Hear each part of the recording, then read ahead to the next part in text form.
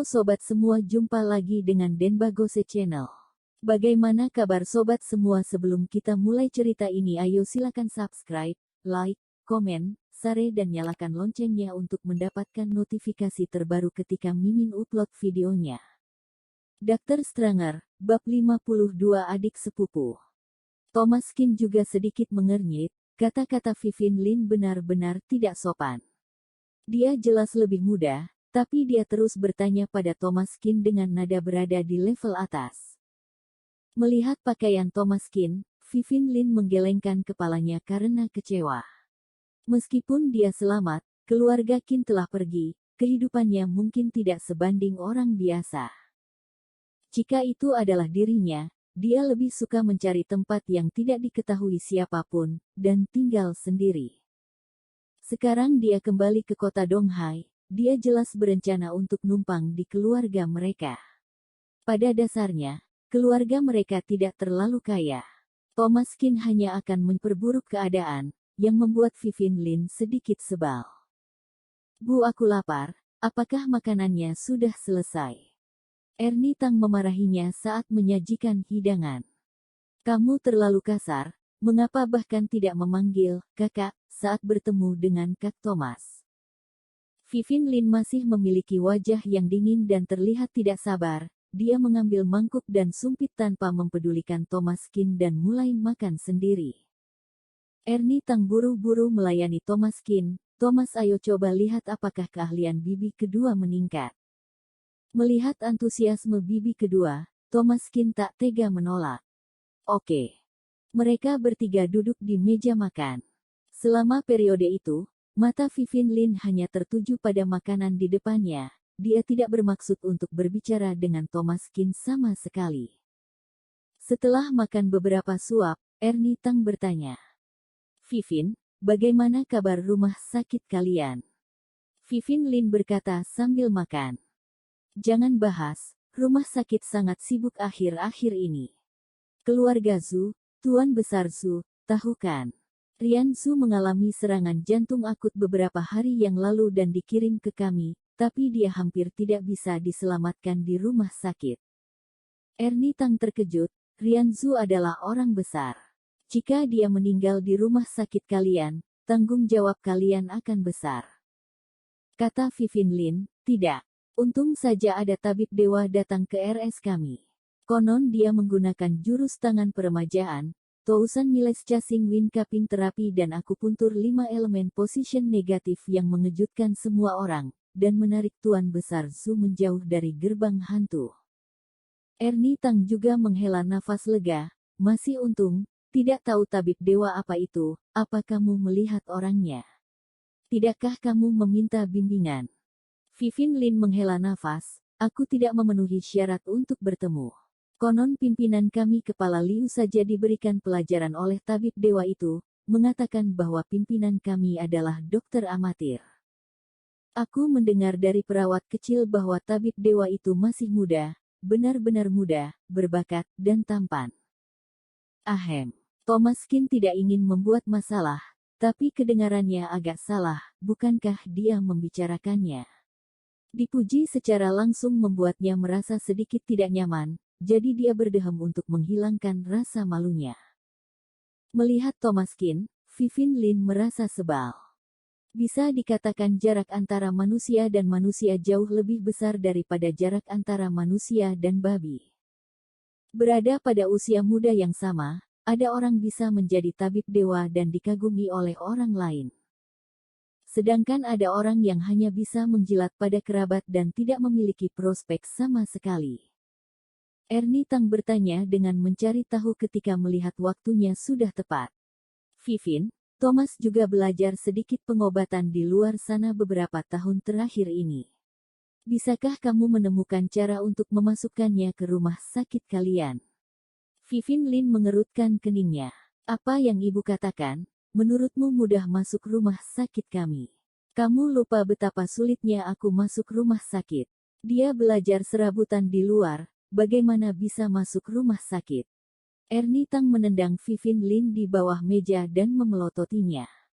Aku tidak bilang pergi ke rumah sakit menjadi dokter.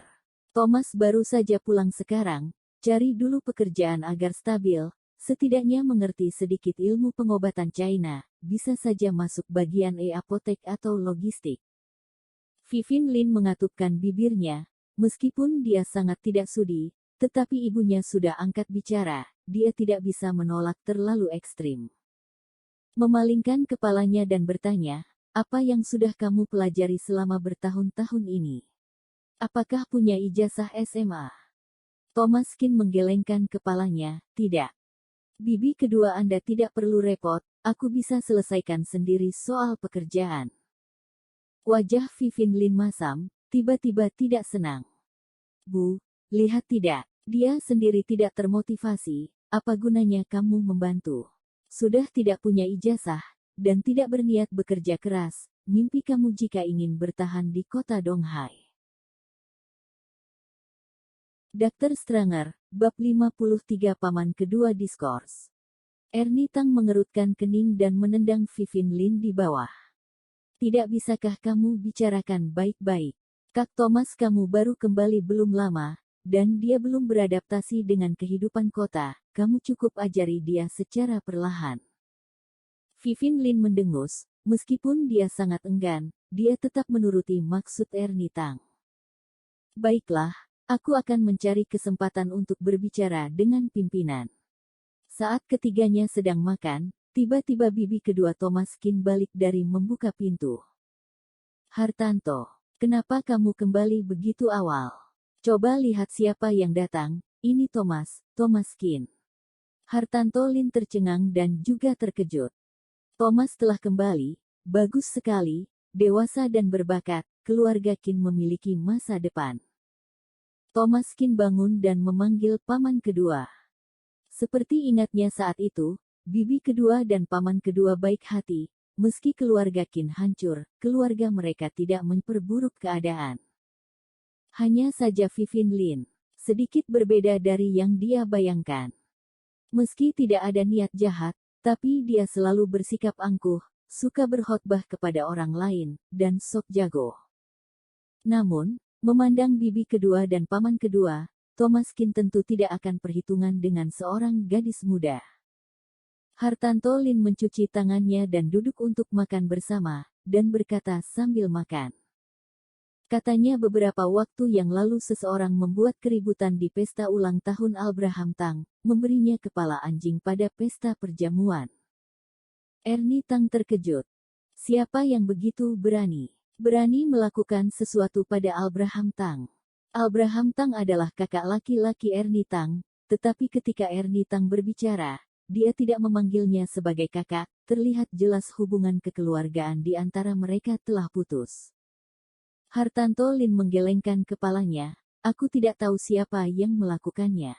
Abraham Tang telah melakukan banyak perbuatan tidak benar. Cepat atau lambat seseorang akan membereskannya. Bagaimanapun juga, keluarga bibi kedua sekarang hanya orang biasa, mereka tidak tahu banyak tentang berita keluarga besar, kejadian setengah bulan yang lalu baru diketahui sekarang.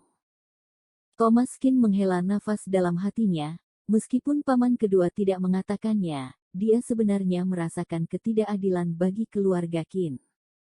Sangat disayangkan bahwa orang yang begitu baik tidak mendapatkan pembalasan yang baik. Hartanto, kenapa kamu kembali sepagi ini? Hartanto Lin menghela nafas, depresi muncul di wajahnya. Aku diskors. Hah, ada apa? Semula aku bekerja dengan baik di perusahaan besar Meng. Terakhir ada sebuah proyek kerjasama dengan keluarga Tang, manajer kami mengetahui permasalahan antara aku dan keluarga Tang. Demi kepentingan perusahaan, diputuskan untuk mengorbankan aku dan memulangkan aku untuk satu kurun waktu, kemudian akan membiarkan aku kembali ke posisi semula setelah proyek dikonfirmasi. Ernie Tang melempar sumpitnya saking marah. Keterlaluan. Kalian usaha konstruksi, sebuah proyek membutuhkan waktu beberapa tahun. Apakah mungkin untuk memulangkan kamu beberapa tahun? Hartanto Lin mengerutkan kening, jelas merasa sangat kesal. Sudah, jangan bicara, aku akan memikirkan cara dalam beberapa hari ini. Thomas Kin tidak berbicara, Tetapi ketika dia mendengar perusahaan besar Meng, dia bertanya. Paman kedua, perusahaan besar Meng yang kamu katana apakah CEO seniornya adalah Weston Meng? Hartanto Lin tercengang, bagaimana kamu tahu nama CEO senior kami? Setelah memikirkannya, Hartanto Lin berkata, seharusnya lihat di TV. Ya, perusahaan besar Meng. Thomas Kin mengangguk. Kota Donghai ini seharusnya hanya ada satu perusahaan besar Meng. Sekarang paman kedua bermasalah, Thomas Kin tentu ingin membantu.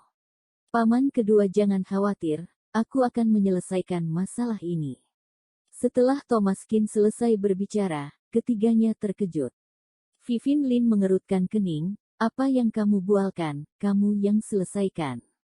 Perusahaan ayah adalah salah satu dari 10 perusahaan teratas di negara ini. Apa yang dapat kamu lakukan untuk menyelesaikannya? Pekerjaan sendiri saja belum ada, berhentilah membual. Bersambung. Terima kasih kepada kalian yang telah menonton video ini. Jangan lupa tekan tombol subscribe-nya dan nyalakan notifikasinya untuk mendapatkan video-video seru lainnya dari channel Denbagose.